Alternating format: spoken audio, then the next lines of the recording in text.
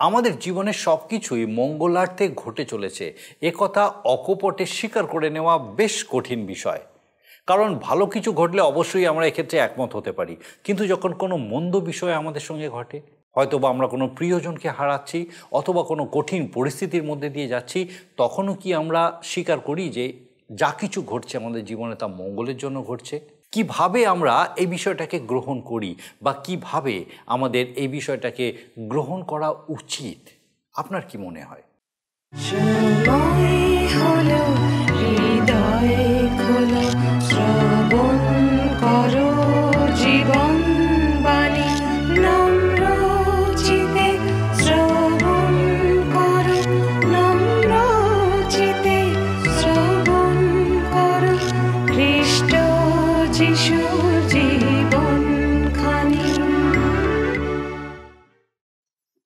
নমস্কার, প্রভু যীশু খ্রিস্টের মধুর নামে জীবনবাণী অনুষ্ঠানে আপনাকে স্বাগত জানাই। আমার বিশ্বাস মহান ঈশ্বর তার মহা অনুগ্রহে আপনাকে সুস্থ রেখেছেন, সুরক্ষিত রেখেছেন। আর আমি খুব খুশি আজকে আরেকবার আপনি আমাদের সঙ্গে আমাদের এই জীবনবাণী অনুষ্ঠানে উপস্থিত হয়েছেন। আমার বিশ্বাস আপনি নিয়মিত আমাদের সঙ্গে এই অনুষ্ঠানে উপস্থিত আছেন এবং একই সঙ্গে আপনি আমাদেরকে আপনার মূল্যবান মতামত নিশ্চয়ই করে জানাচ্ছেন। আসুন আজকে আমাদের অনুষ্ঠানের শুরুতেই একটা গানের মধ্যে দিয়ে আমরা ঈশ্বরে গৌরব করি। ওহে শ্রান্ত জন, ওহে ভ্রান্ত জন, এসো হে যিশুর কাছে। অসীম জীবন সুখের লগন, অসীম জীবন সুখের লগন আছে হেথায় আছে। ওহে শ্রান্ত জন, ওহে ভ্রান্ত জন।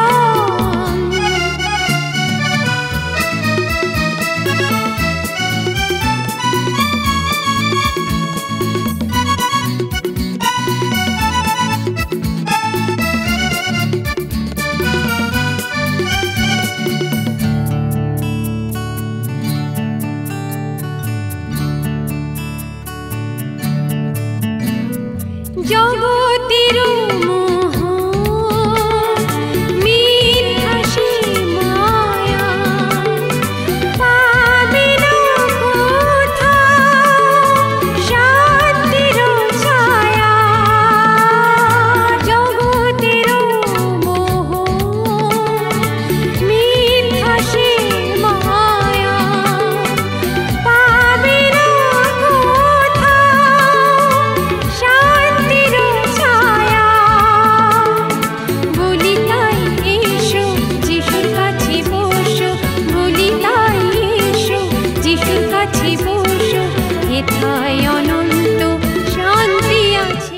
আমাদের গত অনুষ্ঠানে বিস্তারিতভাবে আমরা দেখেছি একজন ব্যক্তি যখন পরিত্রাণ লাভ করে খ্রিস্টেতে আসার পর একজন বিশ্বাসীর অবস্থান ধার্মিক গণিত হওয়া এবং পবিত্রীকরণের দুটি ভাগ ভালোভাবে জেনেছি। এরপরে দেখি আমরা নতুন সৃষ্টি, এই সম্পর্কে দেখতে গিয়ে আমরা জেনেছি আমাদের মধ্যে থাকা পুরাতন স্বভাবে ভালো কিছু নেই। নতুন স্বভাবে চলতে গিয়ে পবিত্র আত্মা আমাদেরকে সাহায্য করে থাকেন। তিনি আমাদের দুর্বলতায় কেমনভাবে প্রার্থনা করতে হবে সেটাও আমাদের কাছে প্রকাশ করেন। তারই উপরে নির্ভর করে আমাদেরকে চলতে হয়।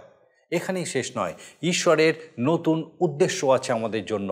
সেই উদ্দেশ্যে চলতে গেলে কিভাবে আমরা উৎসাহিত থাকব, রোমীয় পত্রের 8 অধ্যায়টিকে মূল অধ্যায় বলা যায়। আর তার মধ্যে থাকা 28 পদটি এক সত্য প্রকাশ করে। অনেক সময় বিশ্বাসীর পক্ষে এই পদের কথাগুলো মেনে নিতে কষ্ট হয়, তবুও এটা সত্য, অপ্রাসঙ্গিক নয়। ক্রুশ এমনই এক সত্য যেটা বলে দেয় আমরা কোন দলের সঙ্গে আছি। জিহুদীদের কাছে ক্রুশ ব্যাঘাতজনক প্রস্তরস্বরূপ, তারা জেনেও অস্বীকার করেছে। গ্রিক এবং পরজাতির কাছে ক্রুশ হলো মূর্খতা স্বরূপ। কিন্তু এছাড়াও আরেক দল আছে যারা আহুত, যারা ক্রুশে বিশ্বাস করে। প্রভু যীশু ক্রুশের উপরে মৃত্যুভোগ করলেন মানুষের জন্য। খুব সহজভাবে কথা বলা গেলেও তার মধ্যে প্রকৃত অর্থ যা সাধু পৌল প্রকাশ করেছেন খুব জরুরি আমাদের জন্য তা উপলব্ধি করা। ঈশ্বরের সংকল্প পাপী মানুষের জন্য যা, তাই এই ক্রুশ প্রকাশ করে। কারণ প্রভু যীশুর ক্রুশীয় মৃত্যু পাপী মানুষকে উদ্ধারের জন্যই ঘটেছিল। ঈশ্বর পাপী মানুষকে কতখানি মমতা করেছিলেন যে নিজ পুত্রকে তিনি ক্রুশে মৃত্যুবরণ করার জন্য প্রেরণ করেছিলেন। এখন বিশ্বাসী হিসাবে আমাদের প্রভু যিশুর ক্রুশীয় দুঃখভোগ সম্পর্কে কীরকম ধারণা করা উচিত বলে মনে হয়? আসুন আমরা এই সমস্ত বিষয় বিস্তারিতভাবে দেখি এবং দেখি যে ঈশ্বর তার জীবন্ত বাক্য দ্বারা আরেকবার কিভাবে আপনার সঙ্গে আমার সঙ্গে কথা বলেন। প্রিয় বন্ধু, রোমীয়দের প্রতি প্রেরিত পৌলের পত্রের 8 অধ্যায় থেকে আলোচনা করছি। গত অনুষ্ঠানে আমি আপনাদের কাছে 27 পদ পর্যন্ত আলোচনা করেছিলাম আর দেখেছিলাম যে আত্মাও আমাদের দুর্বলতায় সাহায্য করেন এবং কেমনভাবে প্রার্থনা করতে হয় তা আমরা জানি না, কিন্তু আত্মা আমাদের যে বক্তব্য বা যা আমরা বলিনি সেই বক্তব্য তিনি আমাদের মধ্যে দিয়ে, আত্মার মধ্যে দিয়ে অনুরোধ করতে সাহায্য করেন। আর তিনি হৃদয়ে সকলের অনুসন্ধান করেন, তিনি জানেন আত্মার ভাব কি, আর তাই তিনি পবিত্রগণের পক্ষে ঈশ্বরের ইচ্ছা অনুসারে অনুরোধ করেন। তাই আমরা যখন প্রার্থনা করি, ঈশ্বরের ইচ্ছা অনুসারে প্রার্থনা করি এবং তার ইচ্ছাকে জানার জন্য তার বাক্যের মধ্যে দিয়ে, ধ্যানের মধ্যে দিয়ে জীবনযাপন করি। আজকের আপনাদের কাছে আমি শুরু করব রোমীয় তার 8 অধ্যায় 28 পদ থেকে, যেখানে 28 পদে লেখা আছে কথা আমরা জানি, যারা ঈশ্বরকে প্রেম করে, যাহারা তাহার সংকল্প অনুসারে আহুত, তাহাদের পক্ষে সকলই মঙ্গলার্থে একসঙ্গে কার্য করিতেছে। আমরা দেখি রোমীয় পত্র পবিত্র শাস্ত্রে একটা মহান অংশ, আর এই 8 অধ্যায় তার মধ্যে শ্রেষ্ঠ অধ্যায় হিসাবে জানা যায়, যার মধ্যস্থিত এই 28 পদটি প্রধান। ঈশ্বরের সংকল্প পাপী মানুষের পরিত্রাণের নিশ্চয়তা প্রদান করে এবং পরবর্তী যে 3টি পদ, সেই 3টি পদেরও নিশ্চয়তা দেয়, যাকে একজন প্রভুর দাস বলেছেন পরিত্রাণের উত্থান পদ্ধতি বলে। ক্লান্ত অবসন্ন চিত্তের আরামদায়ক এক উপাদান এই রোমীয় 8:28। সমগ্র সৃষ্টির আত্মস্বরের কথা আমরা জানি, কিন্তু আরও কিছু আমাদের জানতে হবে, আর তা হলো সকলই মঙ্গলার্থে একসঙ্গে কার্য করিতেছে। এমনকি এই আত্মস্বরও আমরা জানি যে রোমীয় পত্রে 5 বার উল্লিখিত হয়েছে, আমরা জানি এই কথা, এবং জানা শব্দটা 13 বার উল্লেখিত হয়েছে। পবিত্র আত্মা খ্রিস্টীয় বিশ্বাসী বা সন্তান সন্ততির মধ্যে যে জ্ঞান বাস্তব করে তোলেন, এ হলো সেই জ্ঞাতব্য বিষয়। একমাত্র পবিত্র আত্মাই আমাদের মধ্যে এই জ্ঞান সুনিশ্চিতভাবে বোধগম্য করার যে জ্ঞান স্ফীত করে তোলে, কিন্তু প্রেমই গেঁথে তোলে। প্রভুর এক দাস বলতেন, মধু যে মিষ্টি তা আমায় কাউকে বলে দিতে হবে না, কারণ আমি তা জানি। তেমনি প্রিয় বন্ধু, আমি জানি ঈশ্বর আমাকে প্রেম করেন। সেই বিষয় আমি কোনো রকম তর্ক মধ্যে যেতে চাই না। আমি তা দৃঢ় নিশ্চিত রূপে জানি তিনি প্রেমময় ঈশ্বর, তিনি আমাদেরকে ভালোবাসেন, আর তাই তো তিনি জগৎকে এমন প্রেম করলেন যে তাঁর একজাত পুত্রকে দান করলেন, যেন যে কেউ তাতে বিশ্বাস করে সে বিনষ্ট না হয়, কিন্তু অনন্ত জীবন পায়। আরও লক্ষ্য করি, যারা ঈশ্বরকে প্রেম করে, লেখা আছে এখানে, আর আমরা জানি যাহারা ঈশ্বরকে প্রেম করে। এই বিশ্বাসীদের মধ্যে ভাতৃভাব এক যোগবন্ধন। গালাতীয় তার 5 অধ্যায় তার 6 পদে সাধু পৌলি লিখেছেন এবং বলেছেন যে, কারণ খ্রিস্ট যিশুতে ত্বকছেদের কোনো শক্তি নাই, অত্বকছেদেরও নাই, কিন্তু প্রেম দ্বারা কার্যসাধক বিশ্বাসী শক্তিযুক্ত। না কোনো তকমা নেই, তকমা বা চিহ্ন হল প্রেম।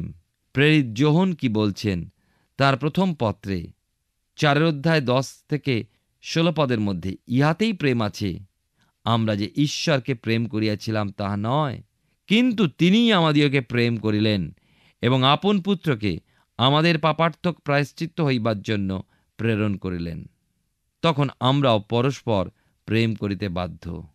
আর আমরা যদি প্রেম করি, তবে ঈশ্বর আমাদিগতে থাকেন এবং তাহার প্রেম আমাদিগতে সিদ্ধ হয়। ইহাতে আমরা জানি যে আমরা তাহাতে থাকি এবং তিনি আমাদিগতে থাকেন, কারণ তিনি আপন আত্মা আমাদিগকে দান করিয়াছেন। আমরা সাক্ষ্য দিতেছি যে পিতা পুত্রকে জগতের ত্রাণকর্তা করিয়া প্রেরণ করিয়াছেন। আবার সাধু পিতর বলেছেন তাঁর প্রথম পত্রে 1 অধ্যায় 8 পদে, তোমরা তাহাকে না দেখিয়া প্রেম করিতেছ, এখন দেখিতে পাইতেছ না, তথাপি তাহাতে বিশ্বাস করিয়া অনির্বচনীয় ও গৌরবযুক্ত আনন্দে উল্লাস করিতেছ। আপনার জীবনে অফুরন্ত এই আনন্দ ও গৌরবোজ্জ্বল যে উল্লাস তা উপস্থিত করেছেন একমাত্র ঈশ্বরের আন্তরিক গভীর প্রেম। এবারে আসি তাহাদের পক্ষে সকলই কথাটাতে, অর্থাৎ ভালো অথবা মন্দ, আলোকময় অথবা আঁধারে ভরা, মিষ্ট অথবা তিক্ত, সহজ বা কঠিন, সুখদায়ক বা দুঃখদায়ক, সমৃদ্ধিজনক বা দারিদ্র্যজনক, সুস্থতা বিষয়ক বা অসুস্থতা বিষয়ক, নিস্তরঙ্গ বা তরঙ্গায়িত, আরামদায়ক অথবা ক্লেশদায়ক, আবার হোক না তা জীবন অথবা মৃত্যু। যে কোনো বিষয়, যাবতীয় বিষয়, সেগুলো কি? সকলই মঙ্গলার্থে একসঙ্গে কার্য করিতেছে। সব, এমনকি আপনার পরিবারে যে মৃত্যু ঘটেছে তাও নিশ্চয়ই মঙ্গলার্থে, যদি আপনি ঈশ্বরকে ভালোবাসেন। সমস্ত বিষয় ঈশ্বরের হস্ত রয়েছে, কোনোটিই কিন্তু দুর্ঘটনা প্রসূত নয়। একবার বাইবেলের পুরাতন নিয়মে যোসেফের দিকে চোখ তুলে তাকিয়ে দেখুন, যিনি তাঁর পশ্চাৎ জীবনের সমস্ত দুঃখ, দুর্দশা, ক্লেশ, পরীক্ষা ও সমস্যার প্রতি দৃষ্টি রেখে তাঁর ভাতৃবর্গকে বলে উঠলেন, তোমরা আমার বিরুদ্ধে অনিষ্ট কল্পনা করিয়াছিলে বটে, কিন্তু ঈশ্বর তা মঙ্গলের কল্পনা করিলেন। আরও পূর্বে বলেছেন, তোমরা আমাকে এই স্থানে বিক্রয় করিয়াছ বলিয়া এখন দুঃখিত কি বিরক্ত হইও না। তোমরাই আমাকে এই স্থানে পাঠাইছ তা নয়, ঈশ্বর পাঠাইয়াছেন। প্রিয় ভাই ও বোন, আমরা খ্রিস্ট বিশ্বাসীগণ এ বিষয়ে স্থির নিশ্চয় যে আমরাও আমাদের ফেলে আসা দিনের সমস্ত দুঃখময় মুহূর্তগুলোর দিকে দৃষ্টি রেখে একদিন বলতে পারি, সকলই মঙ্গলার্থে কার্যকারী হয়েছে। ইয়োব সেই ঈশ্বর ভয়শীল সাধু বলতে পেরেছিলেন, যদিও তিনি আমাকে বধ করেন, তথাপি আমি তাহার অপেক্ষা করিব, কিন্তু তাহার সম্মুখে আপন পথের সমর্থন করিব। আজ তেমন দৃঢ় কঠিন বিশ্বাস আমাদের প্রয়োজন। কেন এই কথা বলতে পারবো? কেন বলার প্রয়োজন? কারণ আমরা জানি তাঁর রয়েছে মঙ্গল সংকল্প আমাদের জীবনের জন্য। একসময় এক ভূমিকম্পের ধ্বংসাবশেষের স্থানে ঈশ্বরের এক ব্যক্তি দাঁড়িয়ে নিশ্চিন্ত তার মৃদু হাসি এসেছিলেন। তার ভঙ্গি দেখে সঙ্গী ভদ্রলোক জিজ্ঞাসা করেছিলেন, এমন অবস্থায় আপনার হাসি এলো কি করে? সাধু ব্যক্তির জবাব, আমি আনন্দিত এই জন্য যে আমার ঈশ্বর সমগ্র পৃথিবী কাঁপিয়ে দিতে সক্ষম। জীবন ও মৃত্যুর মাঝে এমন নির্ভীক থাকা ঈশ্বরে বিশ্বাসীর দৃঢ়তাই প্রকাশ করে। প্রেরিত পৌলের কথাই আমার মনে হচ্ছে, তিনি বিন্দুমাত্র সংকুচিত হলেন না, ভীত হলেন না। তাই বলতে পেরেছিলেন, তোমরা এ কি করছো? ক্রন্দন করে আমার হৃদয় চূর্ণ করছো, কারণ আমি প্রভু যিশুর নামের নিমিত্ত জেরুজালেমে কেবল বদ্ধ হতে নয়, বরং মরতেও প্রস্তুত আছি। এই যে কথা, তাহাদের পক্ষে, সাধু পৌল বলছেন, কাদের পক্ষে বলতে চেয়েছেন? যাহারা তাহার সংকল্প অনুসারে আহুত, তাদের পক্ষে।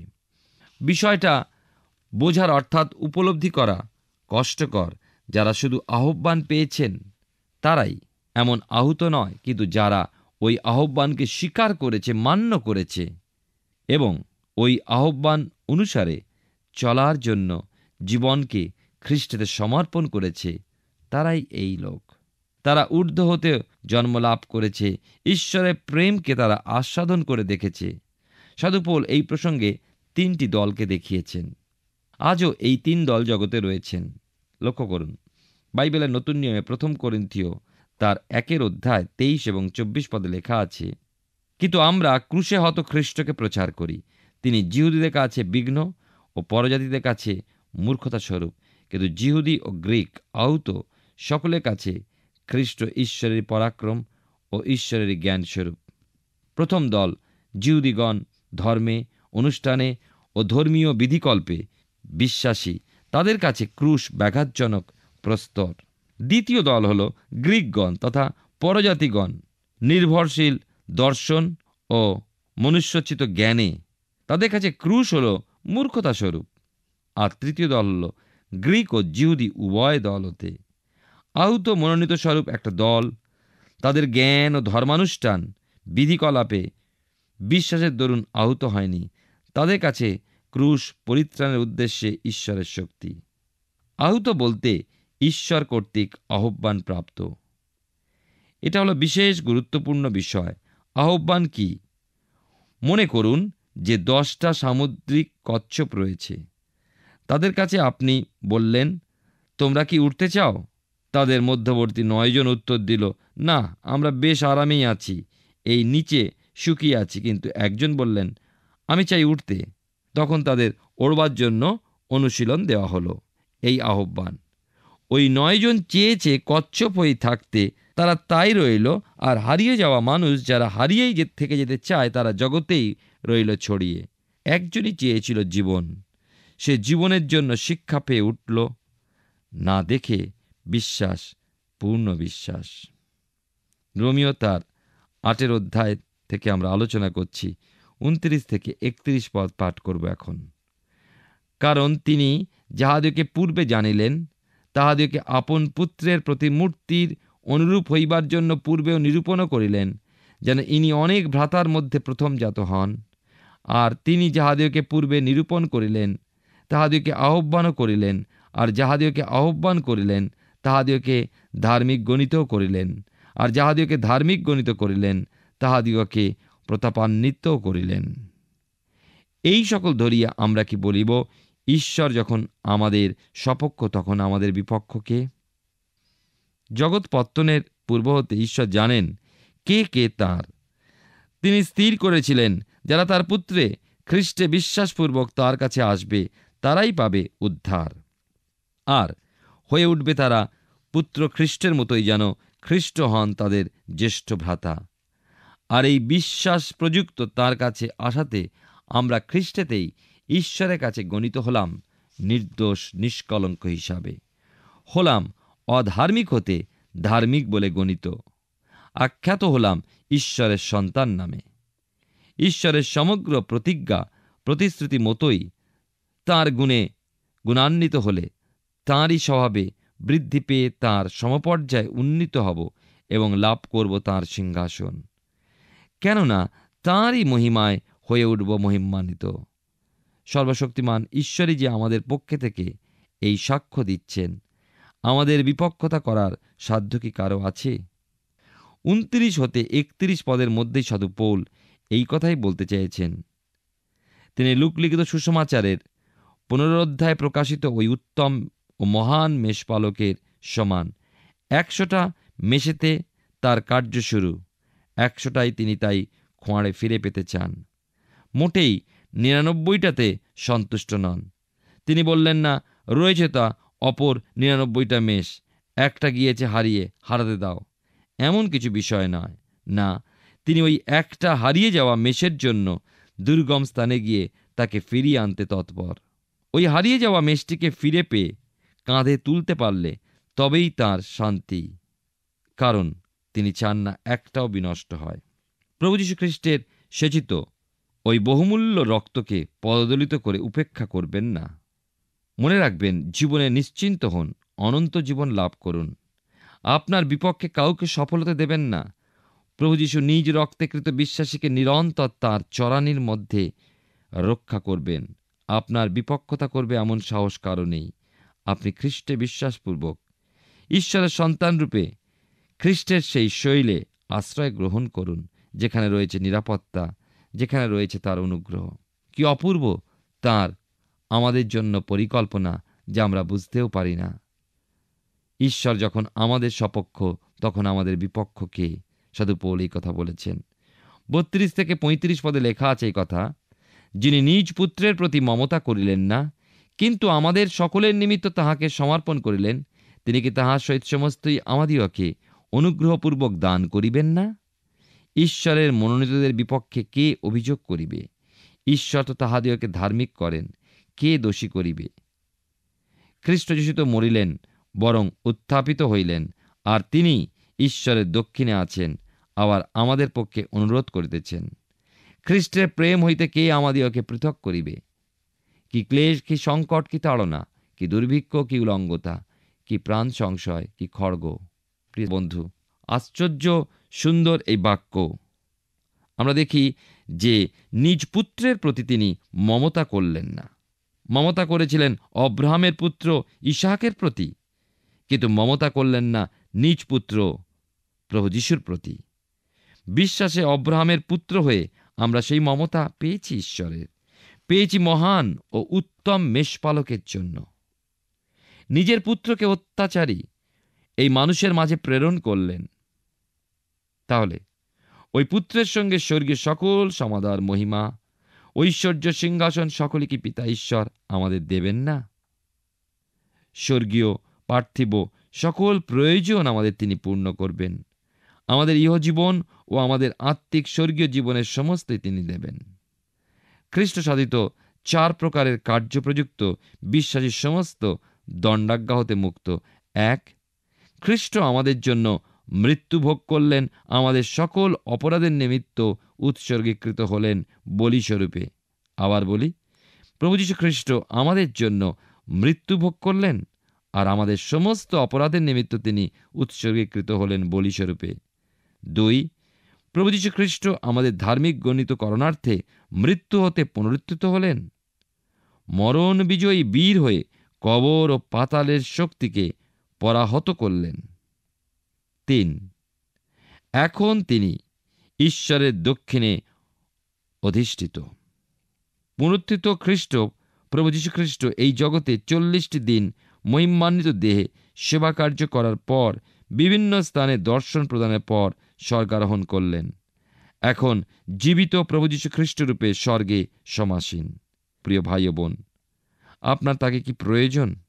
কেন আপনি তার কাছে আপনার বিনতি জানাচ্ছেন না? চতুর্থ বিষয় হল, আরও তার কার্য যখন আমাদের জন্য তিনি মধ্যস্থ হয়ে বিরাজ করছেন। আপনার অন্তরের জিজ্ঞাসা নিয়ে আজ তার কাছে প্রার্থনা তুলে ধরুন, তিনি নিশ্চয়ই উত্তর দেবেন। তার উদ্দেশ্য যদি আকাঙ্ক্ষা, আগ্রহ সহ উপলব্ধি না হয়, তাহলে তার পরিচয়ের সাক্ষ্য হতে হবেন বঞ্চিত।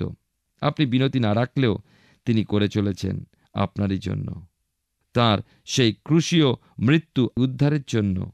এই 4 প্রকার কার্যপ্রযুক্ত ঈশ্বরে আহুত মনোনীতদের বিপক্ষে দাঁড়াতে কারো ক্ষমতা নেই, দাঁড়াতে পারে না। আপনাকে খ্রিস্ট হতে দূরবর্তী করার উদ্দেশ্য কোনো প্রকার ক্লেশ, সংকট, তাড়না, দুর্ভিক্ষ, উলঙ্গতা, প্রাণ সংশয় ও খড়গ কোনো কিছুই নয়। ঈশ্বর তো, অর্থাৎ ঈশ্বরই আমাদের নির্দোষ বলে গণ্য করলেন। ঈশ্বর তো দোষী করতে পারেন না, তিনি তো ক্ষমা করেছেন আমাদেরকে। খ্রিস্ট যীশু তো, অর্থাৎ খ্রিস্ট তো নিজেই প্রাণ অর্পণ করলেন আমাদের মুক্তি প্রদানার্থে। তাহলে খ্রিস্টই বা কিভাবে বিপক্ষে দাঁড়াবেন? তাই বোঝা যায়, খ্রিস্টের প্রতি প্রেম হতে বঞ্চিত করণার্থে কোনো কিছুই তার আহুত ও মনোনীতদের বিরুদ্ধে দাঁড়াতে পারে না। কারণ ওই সকল পরিস্থিতিগুলোতে পিতা ঈশ্বর কখনো তার আহুত মনোনীতদেরকে একাকী ছেড়ে দেন না, পরিত্যাগ করেন না তার প্রেম অনুগ্রহ হতে। রোমীয় তার 8 অধ্যায় 36 থেকে 39 পদে দেখুন কি লেখা আছে। যেমন লেখা আছে, তোমার জন্য আমরা সমস্ত দিন নিহত হইতেছি, আমরা বদ্ধ মেষের ন্যায় গণিত হইলাম। কিন্তু যিনি আমাদেরকে প্রেম করিয়াছেন, তাহারই দ্বারা আমরা এই সকল বিষয়ে বিজয়ী অপেক্ষা অধিক বিজয়ী হই। কেননা আমি নিশ্চয় জানি, কি মৃত্যু, কি জীবন, কি দূতগণ, কি আধিপত্য সকল, কি উপস্থিত বিষয় সকল, কি ভাবী বিষয় সকল, কি পরাক্রম সকল, কি ঊর্ধ্বস্থান, কি গভীর স্থান, কি অন্য কোন সৃষ্ট বস্তু, কিছুই আমাদের প্রভু খ্রিস্ট যিশুতে অবস্থিত ঈশ্বরের প্রেম হইতে আমাদিগকে পৃথক করিতে পারিবে না। প্রেরিত পৌলের জীবনের এই অভিজ্ঞতা বশত সাধু পৌল এই সত্য প্রকাশ করেছিলেন, না, তাকে দূরবর্তী করতে পারেনি খ্রিস্টের প্রেম হতে। তাই অনুগ্রহের এই যুগে ঈশ্বরের সাধুবর্গের সম্পর্কে ভয়ঙ্কর চিত্র তিনি তুলে ধরেছেন গীতরচকের 44 গীতটির 22 পদের মাধ্যমে। খ্রিস্টের জন্য, খ্রিস্টের বধূমণ্ডলীর স্থির হয়ে দাঁড়াবার পথে দিতে হবে কিছু মূল্য। ঈশ্বরের প্রকৃত সন্তানদের উপরে শয়তানের এই আক্রমণ, পরীক্ষা ও ক্লেশের মাধ্যমে এসে উপস্থিত হলেও খ্রিস্টের প্রেমে আসক্ত থেকে মণ্ডলী, অর্থাৎ বিশ্বাসী বর্গ বিজয়ী অপেক্ষা বিজয়ী হয়ে উঠবে। কারণ খ্রিস্ট যীশু ক্রুশিতে এক বিজয় যাত্রা শুরু করেছেন। এই যাত্রায় সাফল্যই খ্রিস্ট প্রেমীর লক্ষ্য হোক। তিনি পুনরুত্থিত, তার বিজয়ী জীবনই তো বিশ্বাসীর জীবন। খ্রিস্টের নিমিত্ত যাদের প্রাণ দান করতে হয়েছে, সেই সমস্ত শহীদগণ তাদের ইহজীবনের শেষ মুহূর্তটিতে বলতে পেরেছেন, এই মৃত্যু তাদের খ্রিস্টের সান্নিধ্যে স্থানান্তরিত করেছে। তাই তারা সুখী এবং আনন্দের সঙ্গে মৃত্যুবরণ করতে পেরেছেন। দূতগণ বলতে পতিত স্বর্গদূতগণের কথাই বলা হয়েছে, কারণ তারা আত্মিক জীবনের শত্রু। এইভাবে জাগতিক কোনো সুখ, কোনো সমৃদ্ধি খ্রিস্টে প্রেম হতে বধূকে পৃথক করতে পারে না। প্রকৃত বিশ্বাসী খ্রিস্টে আসক্তই থাকবে। কেন? পরিত্রাণ হলো এক প্রেমের ঘটনা। তিনি প্রথমে আমাদের প্রেম করেছেন, তাই আমরা তাকে প্রেম করি। তাই আমাদের বিরুদ্ধে নেই কোনো দণ্ডাজ্ঞা, নেই আমাদের খ্রিস্ট হতে পৃথকীকরণে কোনো শক্তি। তার প্রেমই সমস্ত মঙ্গল উদ্দেশ্যে আমাদের জীবনে কার্যকারী হবে। ঈশ্বর আপনার জীবনে মঙ্গল করুন। আমরা রোমীয় পুস্তক থেকে ধারাবাহিকভাবে অধ্যয়ন করছি। আমার বিশ্বাস মহান ঈশ্বর তার মহা অনুগ্রহে তার জীবন্ত বাক্য দ্বারা বিশেষভাবে আপনার সঙ্গে কথা বলেছেন। আমরা দেখলাম ঈশ্বরের নতুন উদ্দেশ্য কি, পাপী মানুষের জন্য তার সংকল্প রোমীয় পত্রে খুব পরিষ্কারভাবে প্রকাশ করছে। ঈশ্বর স্থির করেছিলেন যারা তাঁর পুত্র প্রভু যিশুকে বিশ্বাস করে তার কাছে আসবে তারাই উদ্ধার পাবে। এক সময় আমরা ছিলাম অধার্মিক, কিন্তু খ্রিস্টের দ্বারা ধার্মিক হলাম এবং ঈশ্বরের সন্তান বলে পরিচিত হলাম। এখন আমরা নিশ্চিত যে ঈশ্বর স্বর্গীয় এবং পার্থিব সকল প্রয়োজন পূর্ণ করবেন। তাই এই জীবন এবং আমাদের আত্মিক স্বর্গীয় জীবনের সমস্ত কিছুই আমরা পাব। এছাড়াও আমরা পাপের দণ্ডাজ্ঞা থেকে মুক্ত হয়েছি, উদ্ধার পেয়েছি। প্রভু যিশু আমাদের অপরাধের নিমিত্তে উৎসর্গীকৃত হলেন বলি রূপে। আমাদেরকে ধার্মিক গণনা করার জন্য তিনি পুনরুত্থিত হলেন। এখন তিনি ঈশ্বরের দক্ষিণে অধিষ্ঠিত। এই সকল থেকে আমরা বুঝতে পারি প্রভু যিশুর ক্রুশীয় মৃত্যু ছিল আপনার আমাদের প্রত্যেকের উদ্ধারের জন্য। তাই আজকে আমরা নির্দোষ স্বরূপ প্রকৃত বিশ্বাসীকে খ্রিস্টে আসক্ত থাকতে হবে। আমাদের পরিত্রাণ প্রেমের ঘটনা, এখানে কোনো দণ্ডাজ্ঞা নাই। কোনো কিছুই, কোনো শক্তি আমাদের খ্রিস্টের প্রেম থেকে পৃথক করতে পারে না। তার প্রেমই সমস্ত মঙ্গল উদ্দেশ্যে আমাদের জীবনে কার্যকারী হয়। তাহলে বিশ্বাসী হিসাবে আমাদের জীবন কীরকম হবে এই বিষয়ে খুব পরিষ্কার একটা ধারণা আমার বিশ্বাস আমরা পেয়েছি। এখন আমাদের চিন্তা করতে হবে আমরা কোথায় আছি, কি অবস্থায় আছি। আগামী অনুষ্ঠানে আমরা আলোচনা করব অতীতে ইসরায়েল জাতি কে বা ইসরায়েল জাতি কি ছিল সেই বিষয় আমরা আমাদের আগামী অনুষ্ঠানে দেখব। আসুন এই সময় প্রার্থনায় যাব। আর আমি চাইব আপনি আমার সঙ্গে প্রার্থনায় যোগ দিন। আসুন প্রার্থনা করি। মঙ্গলময় স্বর্গীয় পিতা, তোমার ধন্যবাদ দিই প্রভু যে তোমার পবিত্র পরাক্রমে, তোমার মহা অনুগ্রহে তোমার পুত্র প্রভু যিশুকে তুমি পাঠিয়েছিলে যেন পিতাগো আমরা পাপী মানুষ পিতাগো তোমার পবিত্র পরাক্রমে তার ক্রুশীয় রক্ত দ্বারা ধৌত পরিষ্কৃত হতে পারি এবং তুমি আমাদেরকে ধার্মিক ঘোষণা করতে পারো। ধন্যবাদ দিই আমাদের প্রত্যেক দর্শক বন্ধুর জন্য পিতা, যে তোমার এই জীবন্ত সত্য আরেকবার তাদের জীবনে তুমি প্রতিষ্ঠিত হতে সাহায্য করেছো। প্রার্থনা করি তোমার পবিত্র পরাক্রমে আমাদের সেই প্রত্যেক দর্শক বন্ধুকে, তাদের পরিবার পরিজন প্রত্যেককে প্রভু তোমার পবিত্র অনুগ্রহে সুরক্ষিত রাখো, সুস্থির রাখো, তোমার আশীর্বাদে পূর্ণ রাখো। সমস্ত বিপদ আপদ, অকল্যাণ অমঙ্গল থেকে, মন্দতা থেকে পিতাগো সুরক্ষিত রাখো এবং পিতাগো সুস্থ সবল শরীরে তোমরা গৌরব করতে সাহায্য করো। তাদের সকল ভার নাও। তোমার যিশু নামে ভিক্ষা দয়া করে শ্রবণ ও গ্রহণ করো। আমেন। ঈশ্বর এই যে নতুন জীবন আমাদের জন্য রেখেছেন, তিনি চান যেন এই জীবনের মধ্যে দিয়ে আমরা ঈশ্বরে গৌরব করি। আমার বিশ্বাস জীবনবাণী অনুষ্ঠানে এইভাবেই আমরা এই নতুন জীবনে আরও উত্তর বৃদ্ধি পেতে থাকব। ঈশ্বর আপনার মঙ্গল করুন। প্রিয় বন্ধু, আশা করি জীবনবাণী অনুষ্ঠানটি আপনার ভালো লেগেছে। আর যদি ভালো লেগে থাকে তাহলে অবশ্যই আমাদের একটি মিসড কল দিন। আপনার দেওয়া মিসড কলটি আমাদের কাছে অতি মূল্যবান। আমরা আনন্দের সাথে জানাই প্রতিটা মিসড কল দাতাদের মধ্যে থেকে সপ্তাহের শেষে বিশেষ দর্শক বন্ধুকে বেছে নেওয়া হবে এবং সেই দর্শক বন্ধুকে পুরস্কৃত করা হবে ও সপ্তাহের শেষে তার ছবি ও নাম আমাদের অনুষ্ঠানে প্রকাশ করা হবে। গত সপ্তাহের বিজয়ী দর্শক বন্ধুরা হলেন হাওড়া থেকে তনুশ্রী দলুই ও উত্তর 24 পরগনা থেকে সুস্মিতা হালদার। আমাদের মিসড কল দেবার নম্বরটি হল 04449081 আপনি প্রার্থনা ও আরও অধিক জানতে আগ্রহী হলে আমাদের সঙ্গে অবশ্যই ফোনের মাধ্যমে যোগাযোগ করতে পারেন। আমাদের মোবাইল নাম্বার 9433497235 এবং আরেকটি হল 9433803755। আর আমাদের ঠিকানা টিভি স্ক্রিনে আপনারা দেখে নিন। ধন্যবাদ। ভালো থাকুন, সুস্থ থাকুন।